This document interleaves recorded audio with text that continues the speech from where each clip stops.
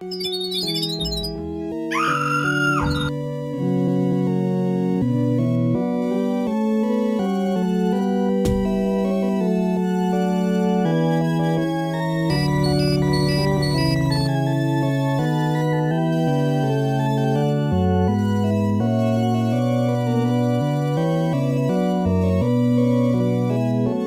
heaven's sake, there's a madman loose. He might strike again at any moment. Please, tell me about your job here at the theater. I am the stage manager. Since you obviously do not know what that is, I shall tell you. It was the opera ghost. He has returned. I always knew he would.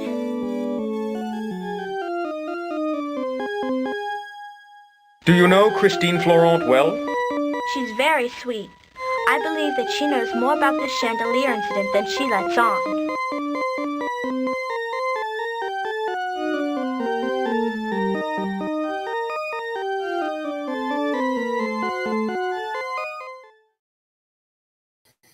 Hello, it's me, Kevin Vonesper. Welcome to Found a Phantom. Thank you, Ziggurat. I think I want to pronounce that right.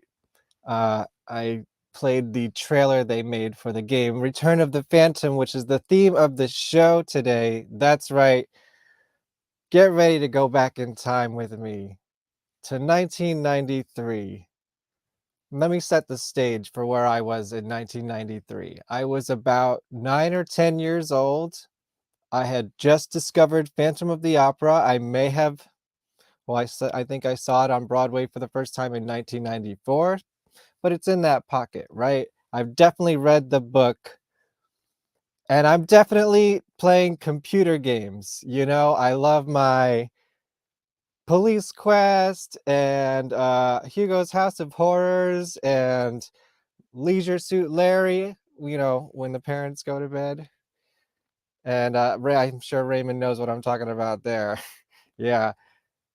To my surprise, well, first of all, this is a sentence that you are not going to hear that often anymore.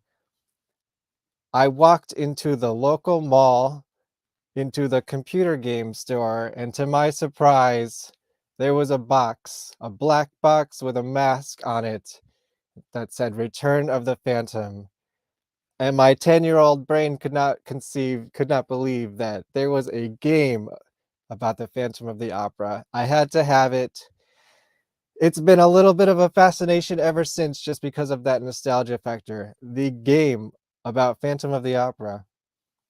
So this conversation is about 30 years in the making. We have the writer and designer of said game. Me and Becky Laugh did a whole playthrough of it on the channel this weekend. If you didn't catch it, go ahead and go back and watch it. There was a little bit of technical difficulties, but we got through it in about 3 hours. So not so bad, not so bad.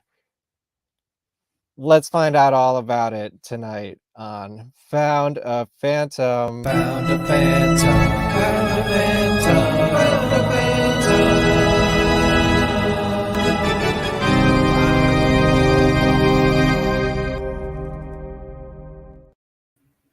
Welcome, Raymond Benson.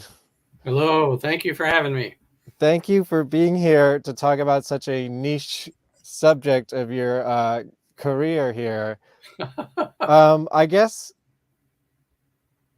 okay, before even the game and anything like that, what's your general history with Phantom of the Opera? Like, I know you're also a film historian, so Right.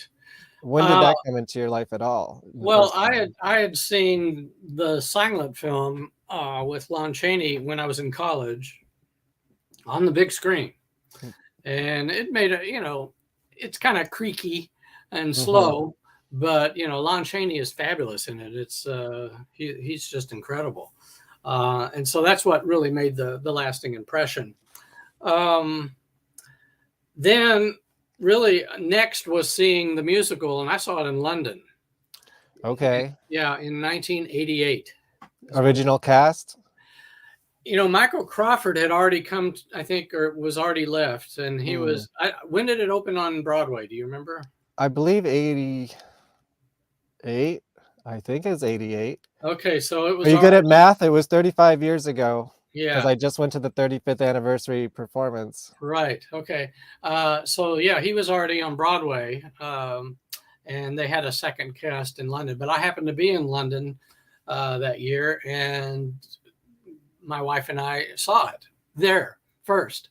My wife then saw it in on Broadway a few years later, but I didn't. That was the only time I saw it. Hmm.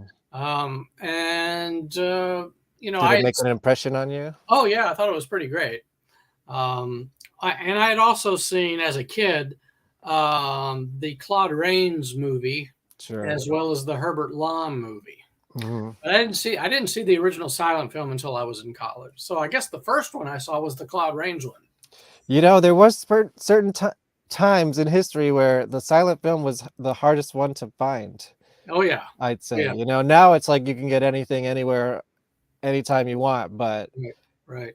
The Blu-ray on Kino Video is really quite. I've been working my way through it. And alongside that, this book, this giant Oh Phantom of the right, yeah. Opera his film historian book. It's got a full shooting script in it. It's pretty nuts. I remember seeing that book before. Yeah. It's a thick one, but I mean the history of that movie is pretty fascinating. As a film historian, do you have any fun facts about it that you could share or that you've discovered? Well, only that about Lon Chaney, and that he went through a lot of torture to put on the makeup. I know the things he put in his nose were very painful. Supposedly, he could only do a shot for like 10 seconds before he'd have to pull them out. Wow. And it was directed by Rupert Julian, and who So remembers? they say, yeah. Yeah, who remembers him? I think Lon Chaney called all the shots. Yeah, I think Lon Chaney called all the shots in his scenes, and yeah, that's why those scenes are so different and awesome in yes, comparison to everything else. yeah, There was a third director that did the new ending with the carriage and everything. That wasn't the original ending. right, So right. it has a very sordid history. And in fact, the first, I think, 4 cuts of the film are lost to time. Like what we have now is just such a mess. Yeah, well, the Blu-ray, that Kino Blu-ray, has both the 1925 version and then the later sort of recut in 1929. Yeah, the first couple theater premieres versions of it are totally gone.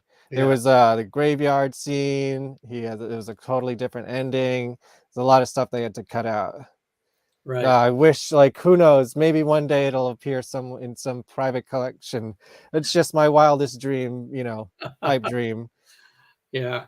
Well, I was a theater major, so I had a double interest in this just because I love theater, and Mhm. but that brings us to the game, I guess. Well, I think that brings us to this picture that you just sent me. Oh, Should we talk about that first? well, Since we this can. is in your theater days? Yeah, And it relates to the musicals, which right. It does. sadly we've lost on Broadway. Yesterday was the last performance. I was not there. I'm very sad about it. But the world is recovering. So hopefully if you're here with us tonight, you're like, this is part of the therapy. Right. Well, in the 70s, in the early 70s, mid 70s, I was a theater major at the University of Texas at Austin. And another student who was there, I think he was a year, maybe 2 years ahead of me, but it was Steve Barton. And for those of you who know, Steve Barton created the role of Raoul on Broadway first. And then after Michael Crawford left, he became the Phantom. And we did a play. When I was a freshman, I was cast in a play called The Devils, which was a movie also with Vanessa Redgrave and Oliver Reed, 1971, directed by Ken Russell, which was X-rated. Ken Russell. Yeah. Why do I know that name? Oh, he did Tommy and Oh, okay. he did a bunch of stuff. He was a very controversial Exploitation films? No, he was British. He did a lot of started off doing movies about composers like Mahler, and he did one with Roger Daltrey as Franz Liszt called Listomania. That's and he funny. did I never Tommy. heard that. he did the movie of Tommy with Anne I've Margaret. definitely seen that. Yeah. Yeah, and Roger Daltrey. But anyway, The Devils was Elton John, etc. Yeah, The Devils was 1971, and it was rated X. Mm. But I was in the play that the movie was based on. They did a production at UT, and Steve Barton from that picture, it takes place in the 1600s in France. So we were all decked out in that sort of foppy costume and makeup stuff that was part of the king's court. That's the way they dressed. Yeah. That was the height of fashion in the mid 1600s in France. Yeah, and I think it looks kind of like the Il Muto scene in the Phantom play, which is probably pulling from the same I think so time period. Yeah. Well, that's Steve Barton there in the middle, and Holy crap. he was like this chevalier kind of guy, and me and the other guy were his pages. So exactly, the Page Boys in the play. So that was the only play Steve and I did together, but I knew him all through the years that we were there, and he graduated before I did, and he was very successful, of course, and went on to do a lot of great stuff. And we lost him, I forget what year, but he's no longer with us. Did you ever get to see him in Phantom? I did not, but my wife did. My wife. Okay, that's cool. And she went to UT as well, so she knew him from school. Now that brings us to the game. Okay, so let me ask you this. Can you kind of Reader's Digest style set up where you were in your life in 1992, 93 when this came about? Right. So, yeah, I have to back up a little bit. Go ahead. I majored in theater. And after I got my degree, I back then at UT, you could major in a specific discipline of theater. Like you could get an acting degree or a set design degree. I got a directing degree. So I wanted to be a director, but I was also a music composer, and I would work with playwrights and compose music to their lyrics. And I've written, several musicals. So I went to New York right after I graduated. And lived in New York, and I worked in theater for several years, directing plays and musicals and composing and doing that. But in the mid 80s, around early 1981, 82, somebody put forth a challenge of what if you had to write a book, what would you write?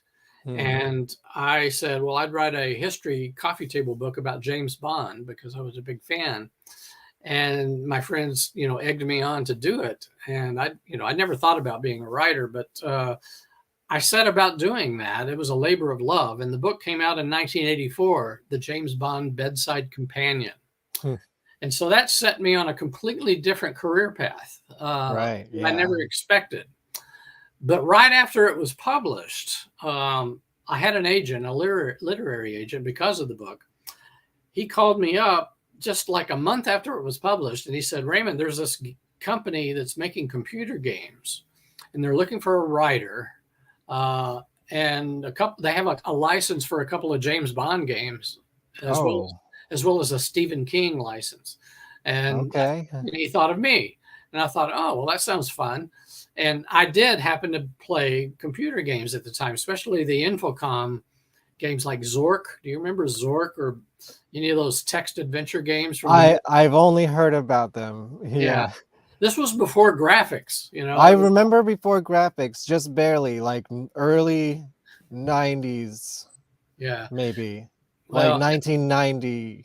Yeah, by then we were getting graphics, but in the 80s it was all, text adventures where, you are in a forest and there's a path to the east and a path to the north and a sword lying on the ground. What do you do? There's a documentary series about video games on Netflix that kind of covers a lot of this. Actually, you type pick up the sword. It says you have a sword, so it takes you through a story, And so I took that job and I, designed a few games there.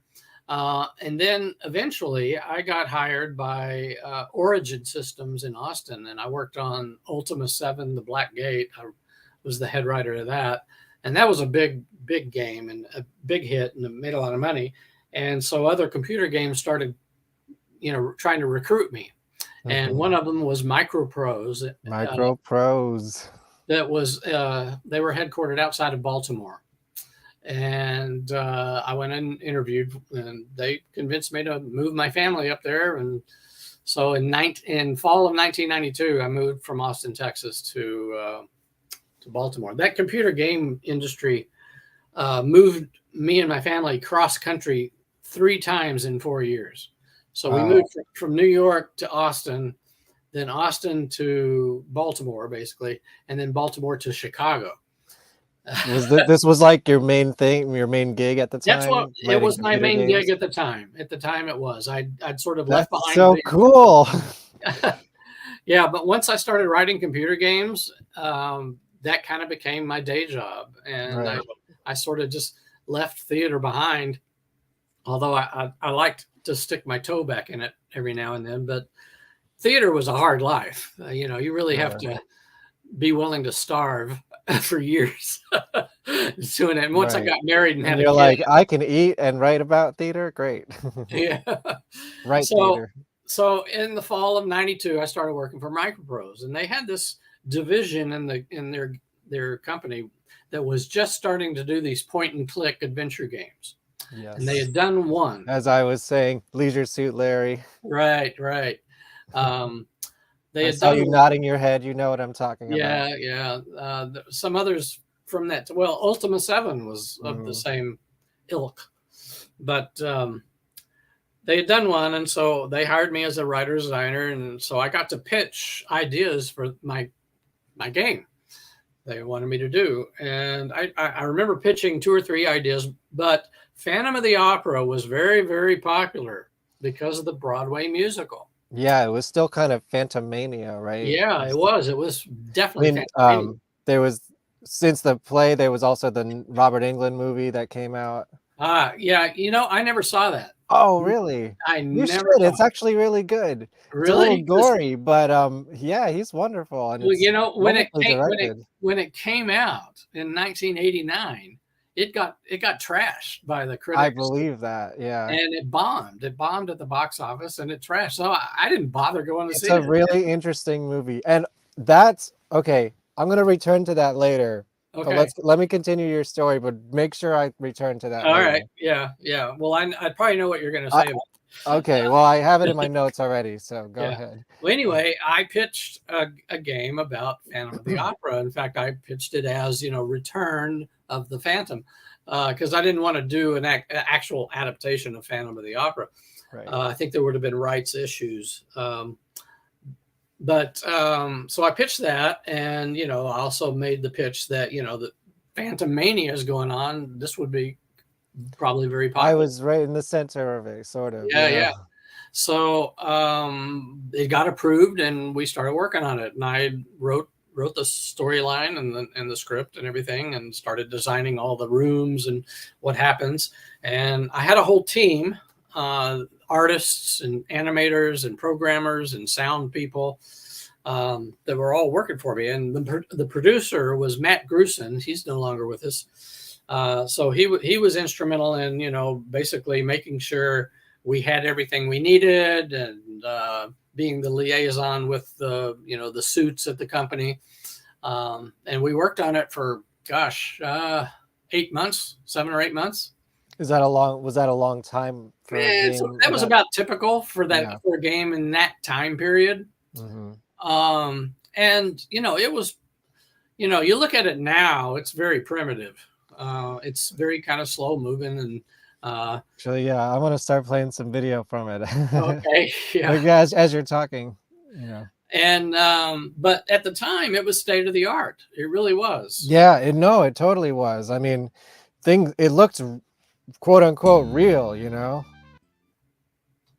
We'll just have this playing in the background a little bit, but like look, it's sort of like I guess Mortal Kombat was the big game around this time as well, and it was kind of like that, where it seemed like it was. I actually think it looked like a real person. Was later than this, I'm not sure. Could be. Yeah.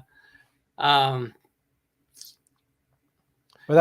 this was actually really impressive at the time. Yeah, this was the intro, I think. Yeah, this is the intro. Yeah, playing like someone's walkthrough. Like a cutscene that kind of gives you the exposition of the game. Yeah.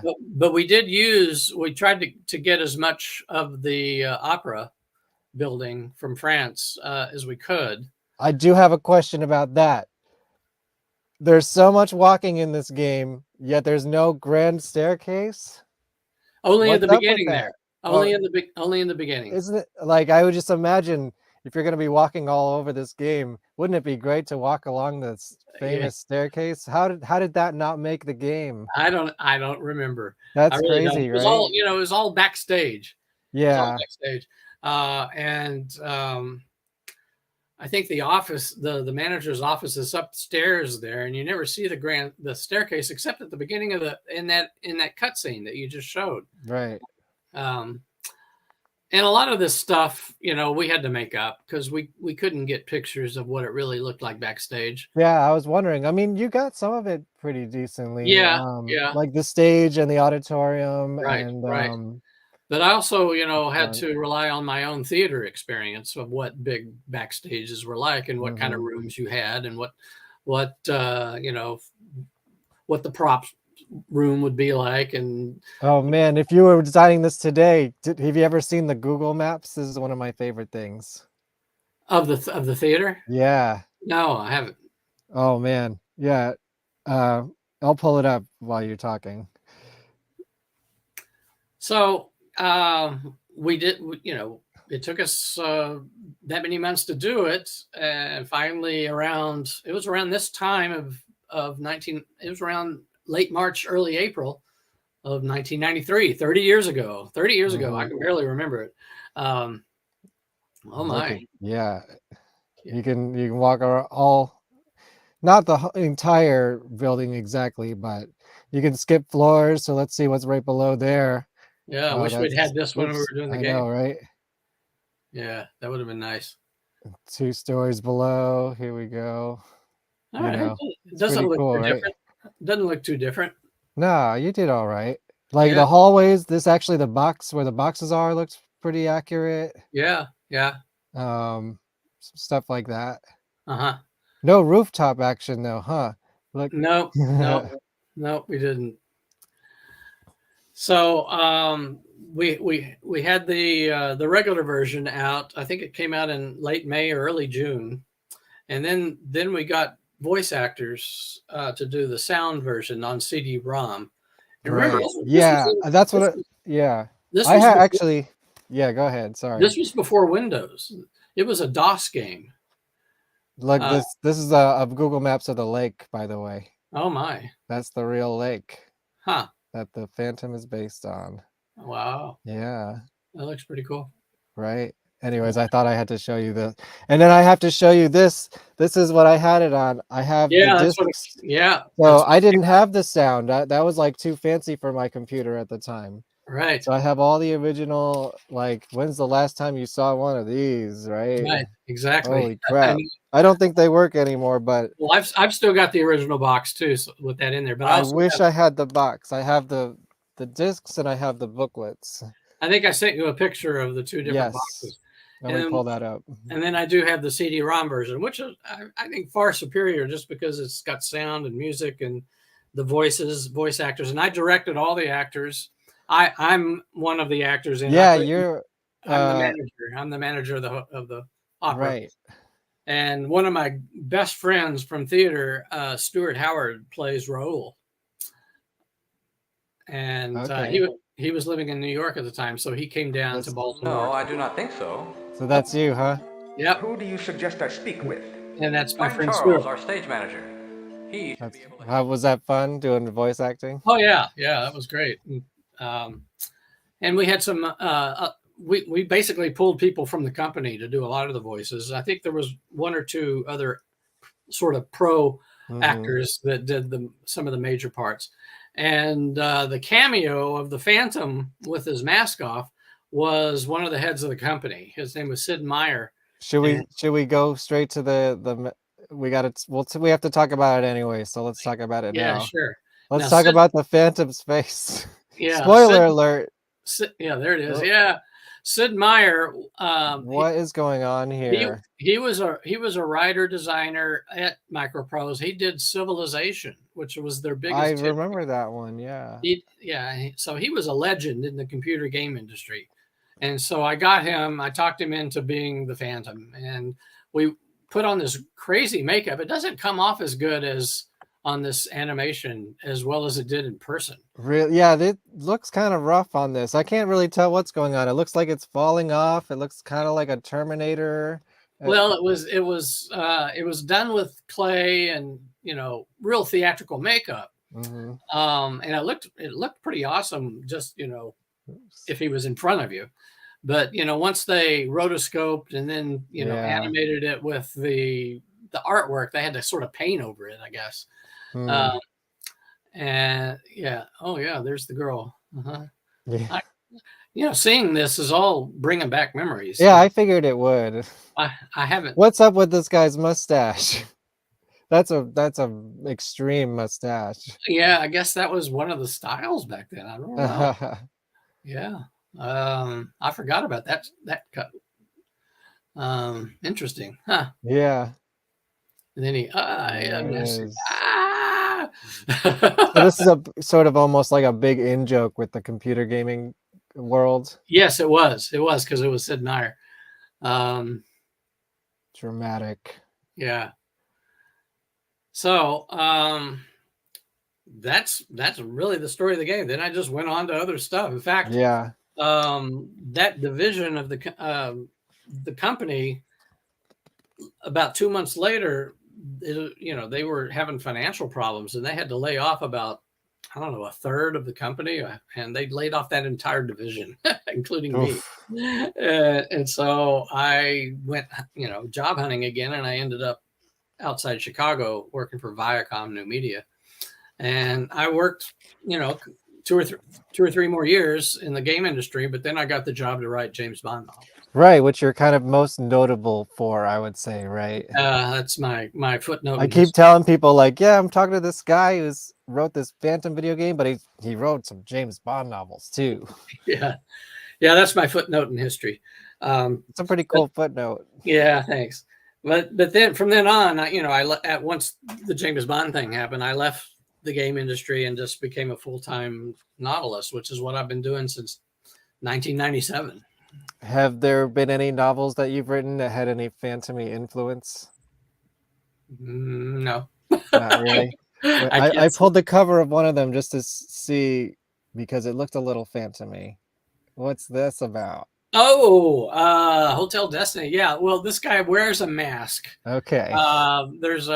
It's at a costume party. It's a ghost story. That all tracks with Phantom. Yeah. It's a ghost story. It takes place in the 80s in Manhattan at a hotel in Times Square. That sounds cool. It's a real sleazy motel. Nice. Hotel. But in the present day, no, it's in the 80s. It's in the 80s. They remodel it and they have a big costume gala on Halloween.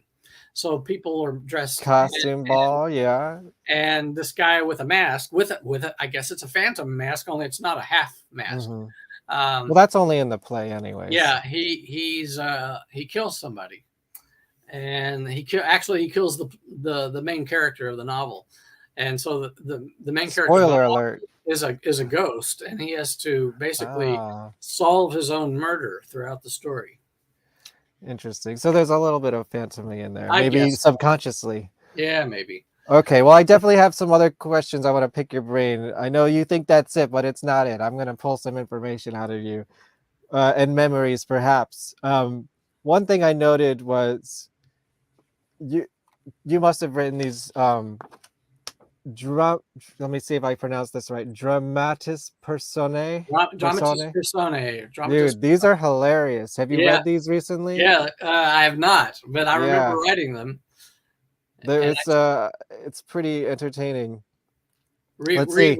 Raymond Benson. Mr. Benson comes from a long line of circus performers known as the Bumbling Bumpkins, a clown act that has circulated amongst American carnivals since the early days of vaudeville.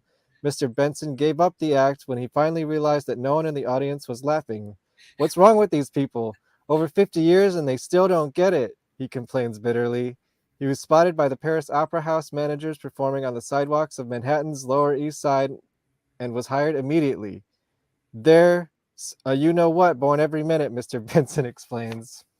You know, I seem to remember now that I was not the writer of that stuff. Oh, really? I contributed ideas to it, but there was another writer in the company that wrote the booklet that was on the team, you know.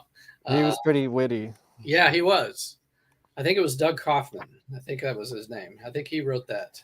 Did you write this book that came yeah, with it? And do you remember the purpose of this book being included with the game? Now what's in it? I can't remember. It's supposedly written by Madame Giry, the character from the game. Right. And it's just like a little like history. 8-page little history. Yeah, I think I did a little write bit that. about Persia. And yeah, I did write that. There's some cool illustrations.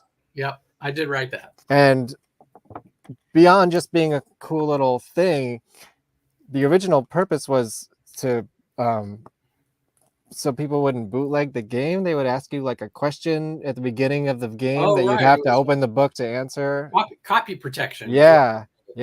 That's what I remember having to read it for. That's what it was for. That's right. Even though, I mean, people could have just photocopied the book, I suppose, but you know. Yes. Yeah, all the games back then did have some kind of copy protection like that. I remember it. Yeah, where you had to study something that came in the box. Yeah. Did you ever play the game, or when's the last time you played the game? Oh God, it's been 30 years since I played the game. Yeah. But I played it over and over while we were testing it and making sure it worked. And sure. Yeah, I remember playing it till I was crazy. That's what happens when you're doing computer games, designing and writing. You got to just play them over and over and over and over.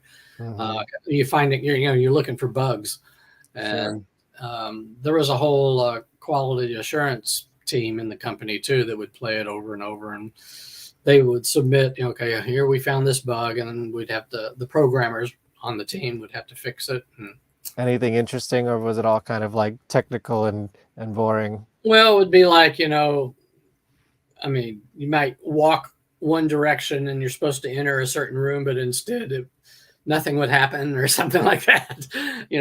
Crazy programming mistakes. Respect to whoever programmed all those rooms at the end, because that must not have been easy. Jeez.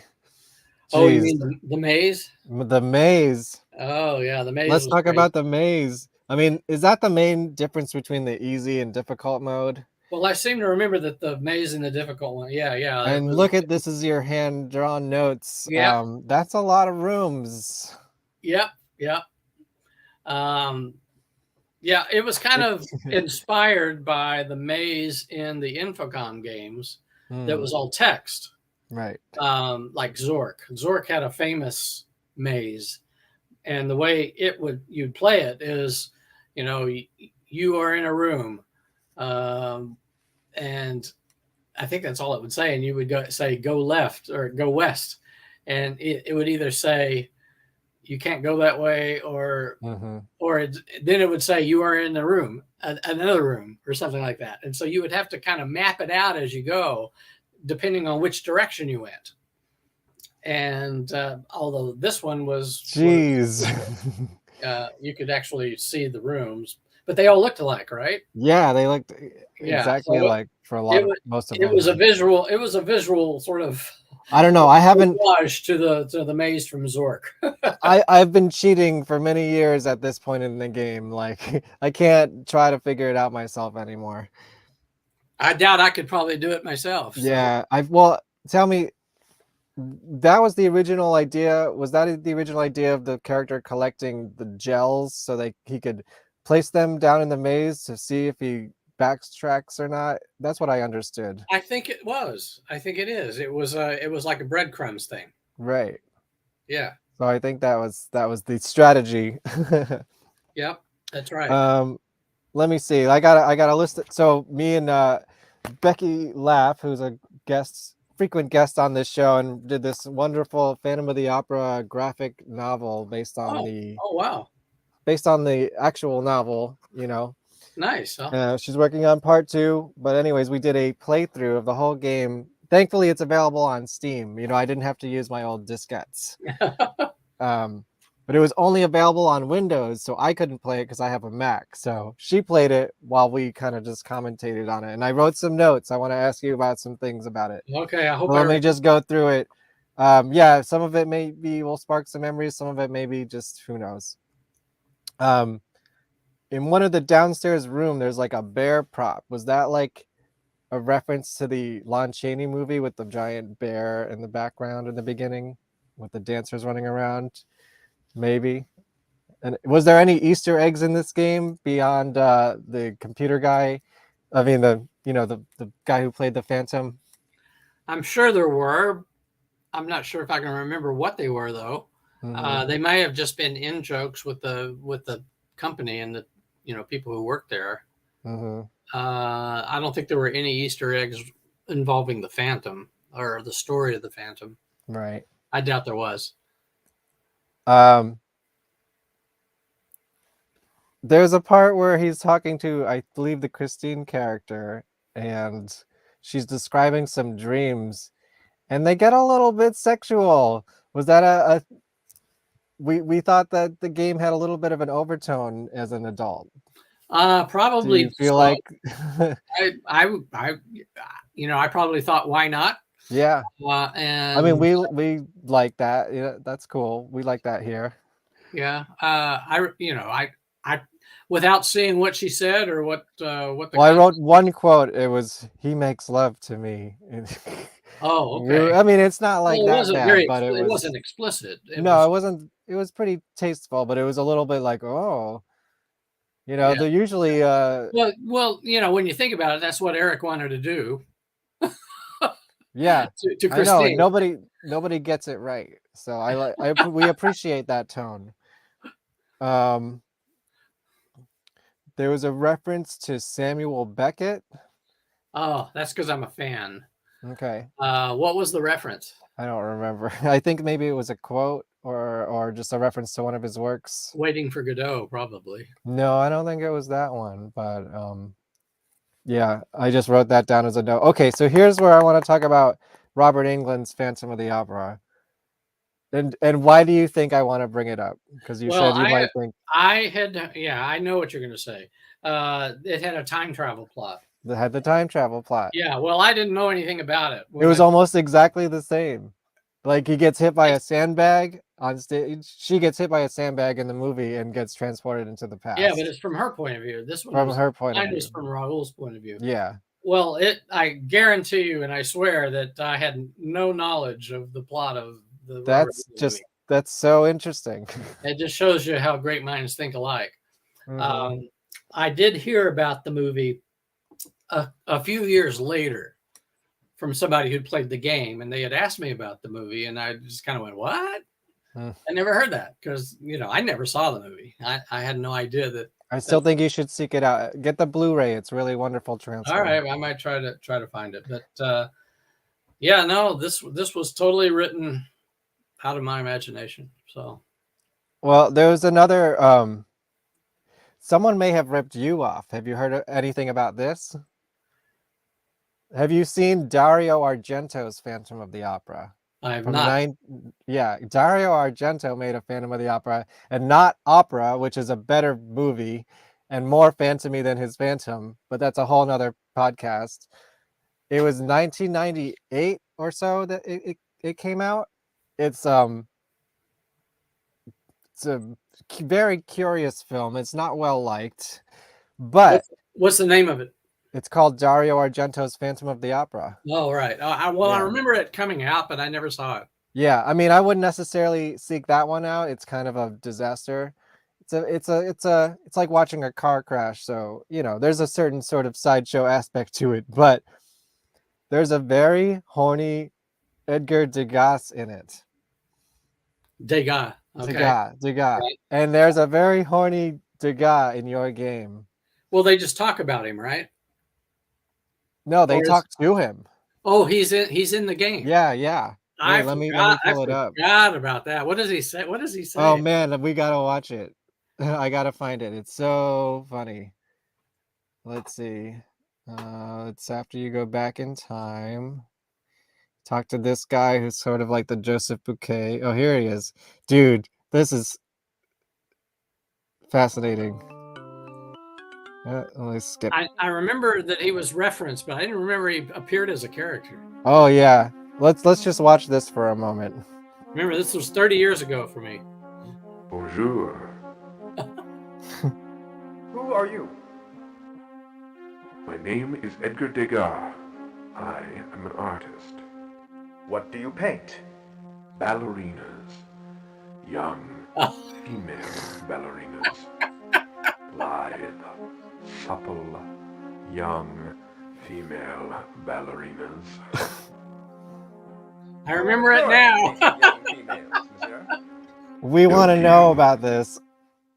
And I have not seen any ballerinas around. is this based on any truth about the guy, or Well, he was notorious for Becky's here? Yes. probably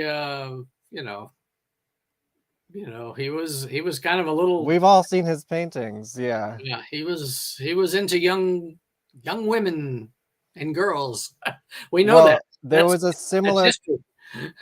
He also appeared in the Dario Argento film. I don't remember it exactly, but in a very similar fashion, and we think maybe they ripped off your game. Wow. Dario Argento may have ripped you off, Raymond Benson. Well, I guess that's a compliment. I would say so. Yeah, I wonder if you had ever come across that. No, I haven't. Yeah, so 2 Phantom films that are totally unrelated to your game. Wow. Okay, let me go on. Bach's D minor is the Phantom's favorite song in the game. Is there any reason you picked that? Bach's, okay, something in D minor. I wrote very quickly. The one that goes dun dun dun dun dun. Right. Dun. Yeah. It just seemed right. I didn't fact check this, but I tend to think that he actually played that at some point in the novel as well. Right. But also, I think Andrew Lloyd Webber kind of has hints of it. That's a good observation. Yeah. Yeah. So I think that's probably where I got it. It's probably like, Andrew Lloyd Webber's, sort of doing a callback to, I forget the name. Toccata and Fugue. Yeah, Toccata and D minor. Yeah, gotcha. Toccata Thank and you, Fugue. Becky. Toccata and Fugue in D minor. Yeah. Yeah,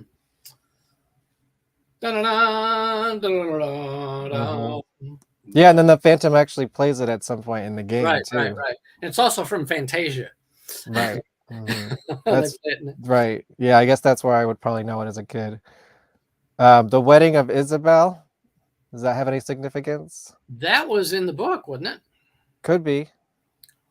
I'm pretty sure that was part of the book.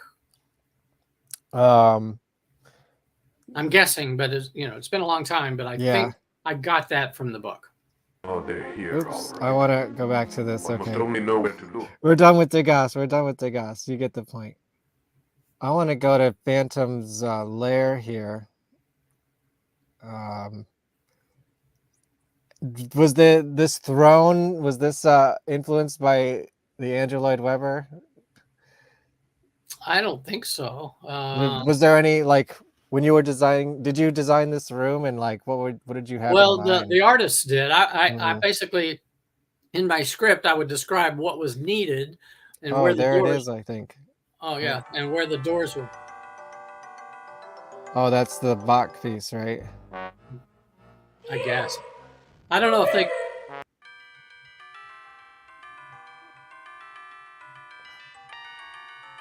It like opens the door when you play it. Yeah. Good stuff. I think that's. I forget what piece that is. I didn't remember that the soundtrack to this actually had the real pieces. Right, yeah. Yeah, because I usually played this silently, I think, as a kid, because of, I didn't have the CD-ROM. I didn't even have the voices Right. on it. Well, I mostly played the silent version when we were, testing it. And it was only sort of after that was done that we did the sound version. Yeah, this is kind of like sci-fi futuristic almost. What's up with that? I guess you call it a sarcophagus. Yeah. Was this influenced by anything? Not that I remember. It looks to me, looking at it now, that it's kind of H.R. Giger. Yeah, definitely. This is very Giger. Giger, is that how to pronounce it? Yeah, it's Giger. Giger, So yeah. I worked with H.R. Giger on a later game called Really? Dark Seed 2. That's cool. Tell us about that. That came out in 1995. Yeah, it's a horror sci-fi game that's very influenced by Twin Peaks at the time. Okay. I was a big Twin Peaks fan. Sure. Lynch. And we worked with H.R. Giger on the sets. That's so cool. Yeah. I didn't know he worked on a video game. I guess that makes sense. I mean, yeah, he was hot off the heels of the Alien movies and everything. Yeah. This would have been early 90s. So yeah. But I had, this game was before that. So yeah. And there was a team of artists that sort of visualized everything. And I know we worked from some pictures of the Opera House, but some rooms like this came from their imagination. Yeah, for sure. And I told them what was needed in the room and where things should be placed, but they designed what they looked like. Mm-hmm. And that would have been Ken Nishaway and Frank Frazier. Ken Nishaway was the art director, but he left the company kind of midway through the game. So Frank Frazier took over, and Frank really kind of brought it to life and did, I would say, the lion's share of the artwork. Mm-hmm. One thing I did appreciate is that you could actually go through the column in box 5, which is hinted at in the book, but nobody's ever actually showed that in like a representation of the story, which is interesting. Huh. Okay, I have a question. Was there a limitation on what you could do because of what you could fit on the discs? And was there anything that you had to cut from the game because of that? I don't remember anything we had to cut. I think we had everything in it. There were some limitations of some of the animations that I think I wanted.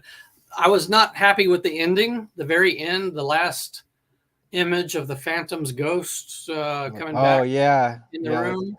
Let's I wanted it to be a lot scarier, a lot more surprising, more of a shock, boom, jump out kind of thing. And it's a little too kind of slow. And there it is. Yeah. He looks a little blobby. Yeah, it didn't quite work for me. But, it is what it is. It does look very primitive today. But back then, I kind of like that quality, though. I mean, it's nostalgic to the time period. Yeah. We were all pretty pleased with it, though, at the time. Mm-hmm.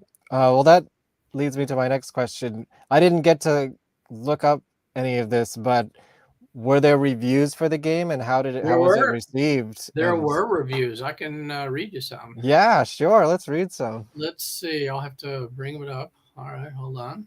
It's something I was going to look up, but I just forgot.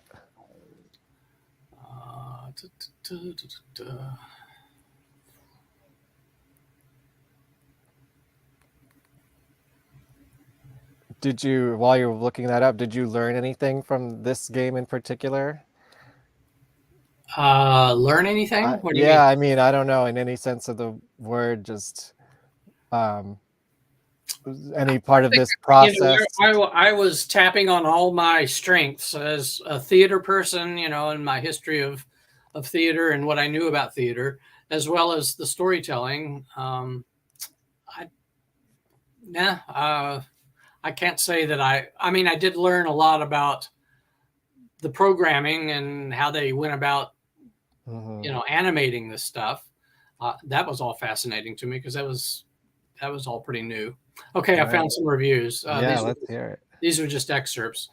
Compute Magazine said, great art is its own excuse, of course, but there's a graphic adventure here too. It's a rather good one and has character and brains to go with its looks. There's something intelligent about the writing that kept my interest. Hey, that's you. Then Computer Game Review said, this game is a centuries-old mystery full of chilling suspense. Diabolical traps, intricate puzzles, and an unusual story make for a great adventure. Feel the excitement as you try to solve one of the most intriguing mysteries ever. Make sure you don't miss this one. Nice. And then Electronic Games Magazine said, past and present swirl together in a macabre mystery that you, as police detective Raoul Montan of the Sûreté, must solve. Designer Raymond Benson spins a tale derived from the classic horror epic that has scared and delighted the world. Things get wilder and weirder by the minute. And it was picked as one of the 6 hot new games for the summer shut-ins by Newsweek. Nice. Oh yeah, here's some pictures from the box and everything. Those are only the good ones. Were there any bad ones too? I didn't keep them. Gotcha. Was it well advertised? Like how did you, I mean, was there a big crossover between the gaming world and the Phantom of the Opera fans? I really don't know. I think I remember that it was Spoiler alert. it was not marketed well. Yeah. I was a little upset that they didn't, that the marketing people did not really capitalize on the fact that the Phantom of the Opera was the biggest musical of all time, and here's a game.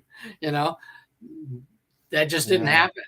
And I mean, I heard about it because I saw it in the store. I was just like, exactly. What is that? Yeah.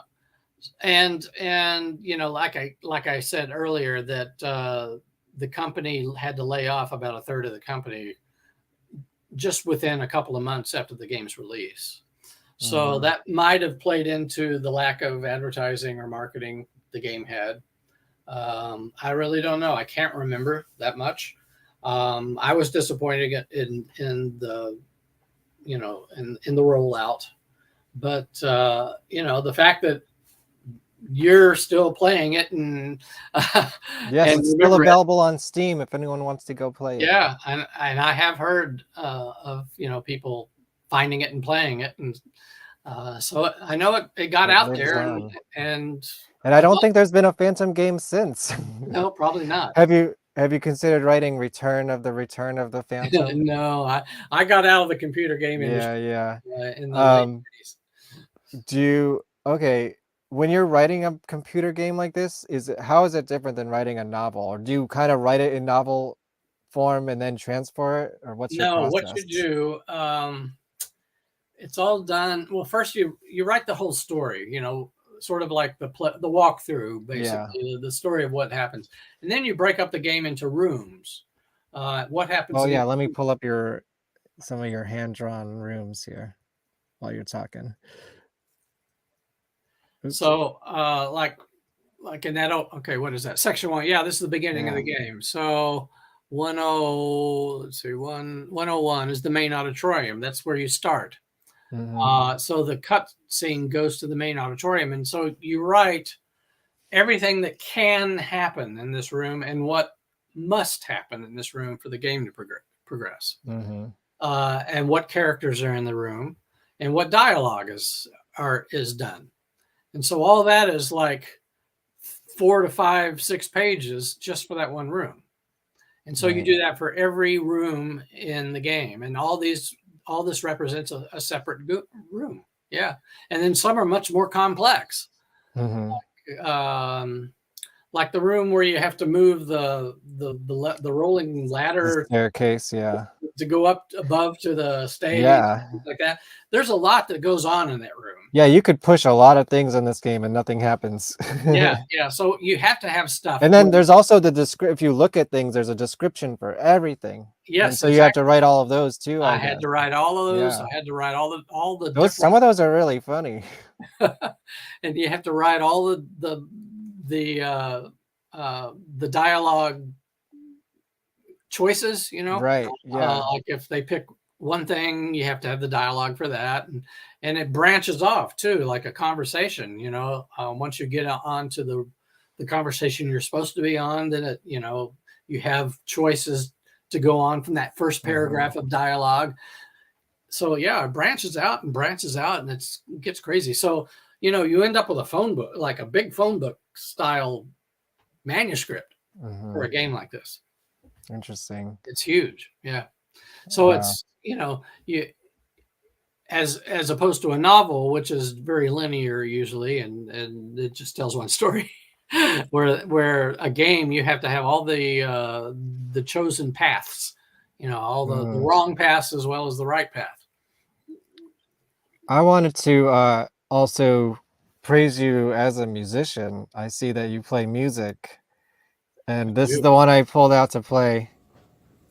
Uh-oh, let's see. Which one is this? Oh. I thought it was, if you like Phantom, you might like some Oingo Boingo. All right. Do you have a history with Oingo Boingo? Just I was a huge fan. Yeah. The early 80s, they were one of the bands I listened to all the time. What else? What were you listening to when you were designing Return of the Phantom? Do you remember? Oh my. Like what was on your 1993 playlist? 92 and 93. Yeah. Well, I'm a big Jethro Tull fan. I'm a big Mike Oldfield fan, and I know they had music still coming out then. 92, 93. Probably. I'm a big progressive rock fan. Okay. So anything that was progressive.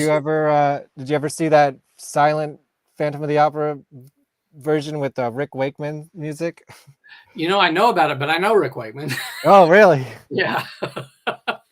I figured 80s, yes. He wrote a blurb. Rock. He wrote an endorsement blurb for one of my novels. Wow, how did that come about? I asked him. Yeah, wow. That's cool. Well, he did a soundtrack to a Phantom of the Opera once. Yeah, that's right. It's interesting. It's actually the first time I ever saw the silent movie was a VHS version someone found, because it was, like I said in the beginning of this episode, it was hard to find that movie for a long time. Yeah. Even in the 90s, it was not easy to find that movie. Huh. And the first version I found was his. So oh, wow. The first impression I have of it is Rick Wakeman. I'm surprised that the Kino version doesn't have that. There is a separate DVD. I think, he probably owns it himself or whatever. Yeah, probably. Yeah. But, speaking of Rick Wakeman, I was a Yes fan too. Yeah. So I was listening to Yes, but, I was Did you like Yes when they had Trevor Horn in the band? Not really. It was okay. There was the one album, Drama, that came out, 1980, that John Anderson and Wakeman were not on. It was okay. A lot of fans really like it. I didn't feel like it was Yes at the time. I thought it was a different band. But then Owner of a Lonely Heart after that. Oh, that Trevor Rabin. Yeah, that was different. Trevor Horn produced that. Yeah, it was after he was in the band, I believe. I'm a limited knowledge about Yes, but that's what I know. There was Trevor Horn and Trevor Rabin. Trevor Rabin's a guitarist. Right. So the 90125 album with Owner of a Lonely Heart. Yeah, that was a great album. Yeah, Trevor Horn produced that after he was out of the band. Yeah. Genesis. I like the Peter Gabriel years. Oh, really? Yeah. Okay. Gentle Giant. I'm more partial to the Phil Collins, but respect. But more your era, I like Porcupine Tree, and I saw them once. Yes, I've seen them a few times. Dream Theater. I saw Dream Theater once. They're a little too heavy. I filmed the guitar player once in a band. So video is what I do, like, as a main, profession. I see. Not Jordan Rudess. That's the keyboard player. Though he lives in my town. Right. Yeah. I've seen him at Starbucks. I like, King Crimson. Right. Anything Tony Levin. Oh, so back then it was like Dinosaur, Thrack. That was a big album at the time. Yeah. Mm-hmm. Yeah, Adrian Belew, that was cool. Yeah, Tony Levin is the bass player. He also plays with Peter Gabriel. Exactly, for sure. He's in a band. Fun. He's in a band now called Stickman, which is awesome. Yeah, because he plays that stick. Yeah. Really great stuff. I've never seen King Crimson. That should be something. I don't think they're gonna perform. Yeah, they're getting up there. On the last tour. Yeah. Oh well. Well, is there anything else that you remember about this experience that we should know about? Was there any was it fun? Was it fun to do? I remember it was a great experience. Everybody really got along. We were all having fun. It was exciting. We felt, it was a very creative time, and we were all really digging it. And Does anyone have any questions in the chat? Last chance. No, not yet, but I don't see any. no, there's none yet. Oh, I see. But if anyone has any, this is your time to get them in. I see. And if you want to spend 5 minutes talking about James Bond, we can. Yeah, let's talk about James Bond. I don't know as much about James Bond as I do Phantom, but I know you do, and you've written several James Bond novels and novelizations, if I am correct. That's right. Yeah. Well, is that hard to do? It's harder to do the original novels. Yeah. Okay. Because for the novels, I did novelizations of 3 of the Pierce Brosnan movies. Yeah. And GoldenEye was my era, I guess. Yeah. So I did Tomorrow Never Dies, The World Is Not Enough, and Die Another Day. And there was that wonderful GoldenEye game. Did you play it? I did play it because my son had it. For the novelizations, they give me the screenplay, so I have that to work off of, and I just have to flesh it out and embellish it so that it comes out to 65,000-70,000 words, rather than if you put into prose a screenplay, it's about 35,000 words. Mm-hmm. So you have to embellish it a lot. But the original novels, they were very intense because I traveled to all the locations that they take place in, and there's a lot of research involved. All the technical stuff and how to make a bomb and crap like that. Right. Did you ever think of bringing James Bond to the wonderful Opera House? No, but he stayed in a hotel down the street from it. Okay. So I was in Paris in the year 2000. I was researching my Bond novel, Never Dream of Dying. And part of it takes place in Paris. And so he's at the hotel that's just a block away from the Opera House. And Did you get to go visit the Opera House? I was outside of it. I saw it from the outside. I didn't have time to go inside it. And at the time, I think it was closed for some reason. They were doing some renovations or something. I might have tried, but you couldn't get in. So, we have a question, but I also want to ask a similar question along with it. When you were writing James Bond novels, did you have a certain James Bond in mind that was playing your character? I did not. In the 1950s and early 60s, there was a comic strip in England based on Ian Fleming's novels, a James Bond comic strip that was in the newspaper every day. It was a daily strip. And the character that they drew as James Bond was kind of like the guy that I pictured in my mind when I first read the novels as a kid, and who I pictured when I wrote the novels. However, throughout the years, fans have come up to me and would say something like, "Oh, I can really hear Sean Connery say those lines that you wrote," or "I can hear Pierce Brosnan say those lines that you wrote," or whoever. And so it was very gratifying that fans could read my books and picture whatever Bond they could picture in it, Right. So that would work. And then the other side of that is, who would you want to portray if they made your novels into a movie? Oh my gosh. Well, none of the Bonds now. They're all too old. Yeah. Yikes. That would be tough.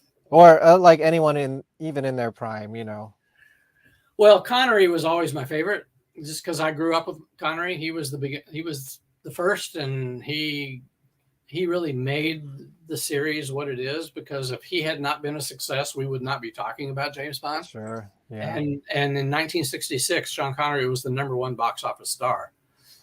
So he was huge in the 60s. Did you have a favorite Bond movie growing up? From Russia with Love is my favorite. In fact, if anybody listening is in the Chicago area, on May 17th, the Pickwick Theater in Park Ridge, which is an old-timey movie theater, which is beautiful and made in the 30s or something like that. I'm going to introduce a 60th anniversary screening of From Russia with Love. That's awesome. On film or? Yeah, on film. Nice. Well, it might be a digital Right. presentation. I'm not sure, but We'll go with the film for now. it'll look great. Yeah. Who would you have play your Phantom? Oh, I boy. guess if your Phantom was readapted, Today, who would I or cast? a Phantom in general, like Yeah, I know. who would you cast as a Phantom in general? Well, let's see. And do you have a favorite Phantom version Well, I besides go your with game? the Lon Chaney version. Mm-hmm. If I was casting the musical, Sure. I might go with, Hugh Jackman, maybe. You know, he almost played the role in the movie of the musical. Really? He was, yes. Well, first it was going to go to Antonio Banderas, and then I think Hugh Jackman, but he was doing something else, and maybe X-Men or so. Who knows? You know, he was very busy at the time. Although, it might need to be a European of French ethnicity. Mm-hmm.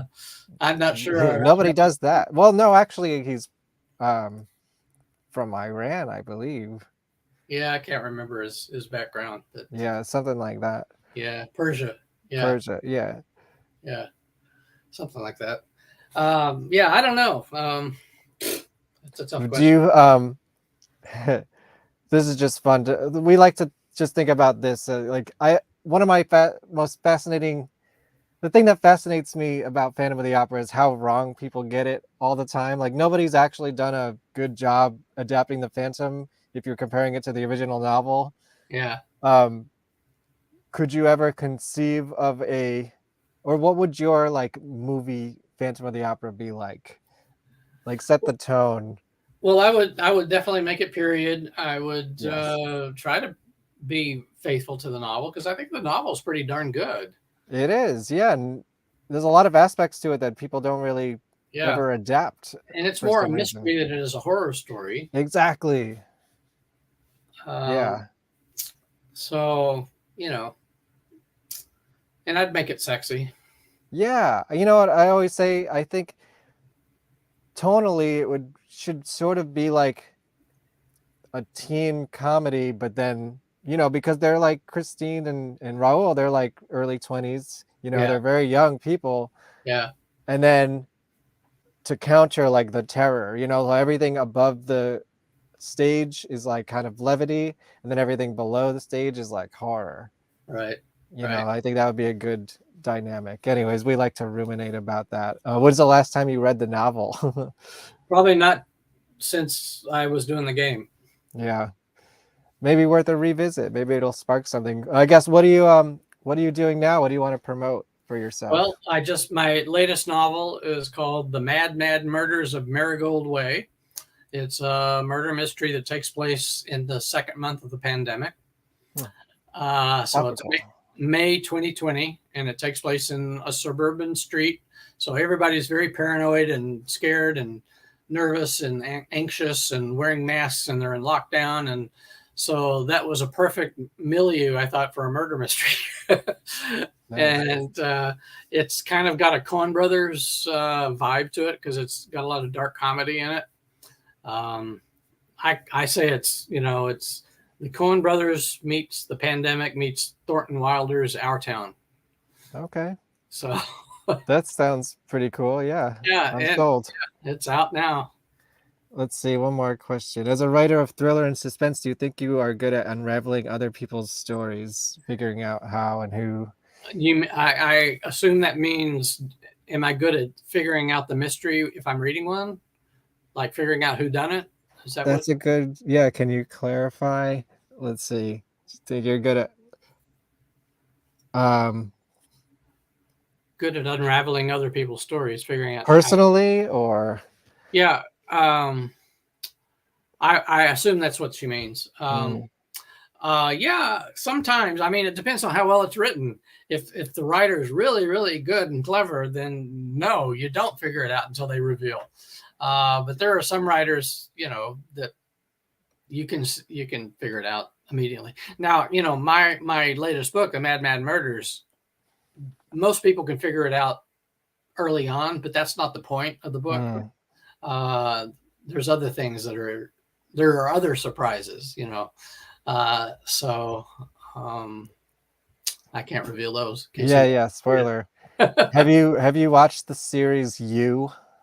I have not, but Because the new season is a murder mystery yeah, I like style. the White Lotus. Have you seen that? Yeah, that was great too. Yeah, I love that. So you know the Madman Murders is kind of in that tone. Sure. Yeah. That's awesome. I think we did it. Okay. All right. Have you ever had an extended conversation about Return of the Phantom before tonight? Like No, this? this is the first time. I was surprised Yes. to get your email. So, Yeah, well, I'm glad you did. It's something that's been on my mind for a long time, and I'm like, you know what? Why not? You know, nobody like I'm just so curious. I want to know all the things. yeah. Now I know all the things. Well, you tapped into, you know, something I haven't really thought about in 30 years, and that's a long. Yeah. You know, 30 years is a long time.